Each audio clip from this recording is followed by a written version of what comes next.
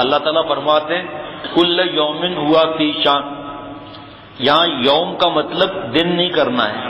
مفتی Baghdad علامہ آلوسی رحمۃ اللہ علیہ تفسیر روح المعانی میں فرماتے ہیں کہ یوم کا مطلب دن نہیں کرنا، اس کا مطلب ہے اے فی وقت من الاوقات، اے فی لمحۃ من اللمحات، اے فی لحظۃ من اللحظات۔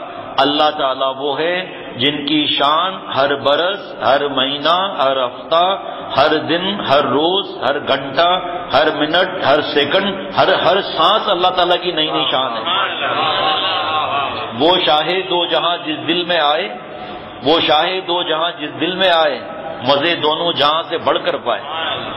ارے یارو، جو خالق شکر کا، جمال شمس کا، نور کمر کا، نہ پوچھ لذت نام خدا کی، حلاوت نام پاک کبریا کی، جس نے انگور میں مزہ، آئس کریم، کسٹرڈ میں، انار میں، گنے کے اندر اور سیب اور پتہ نہیں کیا کیا میں مزے بکھیر دیے، چینی کے دانے دانے میں مزہ اللہ نے عطا فرما دیا، مٹھاس عطا فرما دی، اس کے نام میں مزہ نہیں ہوگا؟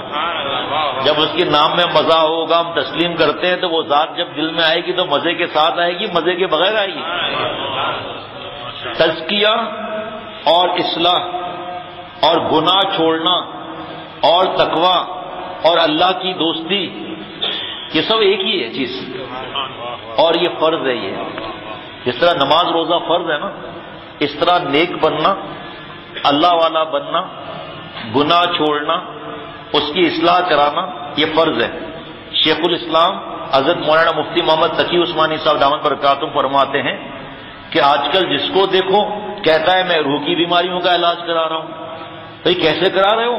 کہ فلاں عامل بابا کے پاس گیا تھا، فلاں درگاہ پر گیا تھا، فلاں روحانی علاج کرا رہا ہوں۔ فرمایا دوستوں اور بزرگوں پتا بھی ہے کہ روحانی بیماری کیا ہے جو چلے جا رہے ہو روحانی علاج کرا رہا ہوں؟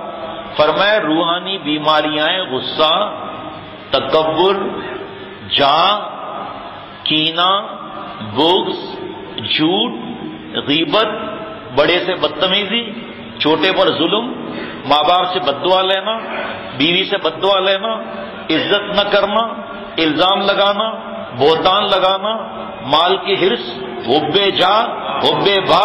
فرمایا روحانی بیماریاں یہ ہیں، اس کی اصلاح فرض ہے۔